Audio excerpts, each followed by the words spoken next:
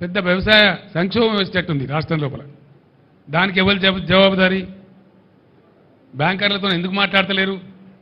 ఎందుకు బ్యాంకులు నోటీస్ ఇస్తే మీరు మౌనం పాటిస్తున్నారు? దాని అర్థమైంది. దాన్ని కూడా వెంటనే తేల్చాలి. మిమ్మల్ని వెంటాడతాం. ఆ విధంగా బోనస్ ఇస్తామని మాట్లాడింది అన్ని పంటలకు. ఇలా నేను పేపర్లో చూసిన జొన్న పంట సగమే కొంటామని. అన్ని పంటలు మొత్తం కొంటాం, అన్నిటికీ బోనస్ ఇస్తాం. ఇలా జొన్న పంట వచ్చింది, సగం మాత్రమే కొంటామని చెప్పి అంటున్నారు. నేను డిమాండ్ చేస్తా ఉన్నా, జొన్న పంటకు బోనస్ ఇచ్చి పూర్తి పంట కొనాలి ప్రభుత్వం. ఆ పంట చేతికి వచ్చింది, పోయిన పంట పోయింది, కానీ మిగిలిన పంట అది వచ్చింది.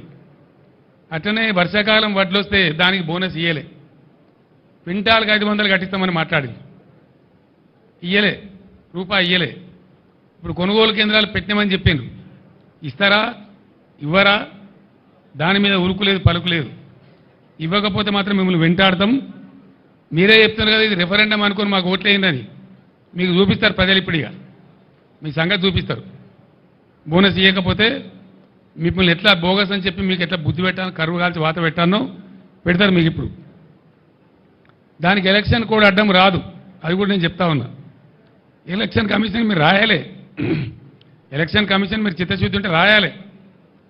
మాకు బోనస్ ఇచ్చేది ఉంది, రైతాంగానికి ప్రకటించినాం, పర్మిషన్ ఇవ్వనాలి. ఒకవేళ ఇయ్యరు, ఏ రైతు ఎంతనో లెక్క పెట్టు. ఎలక్షన్ కమిషన్ అడ్డం వస్తే 13 తారీఖు నాడు పోలింగ్ అయిపోతుంది, ఆ తర్వాత ఇవ్వండి. ఏ రైతు ఎంతనో అకౌంట్ ఫర్ చేయండి. మిమ్మల్ని వదిలిపెట్టం, బీఆర్ఎస్ మిమ్మల్ని వెంటాడుతుంది.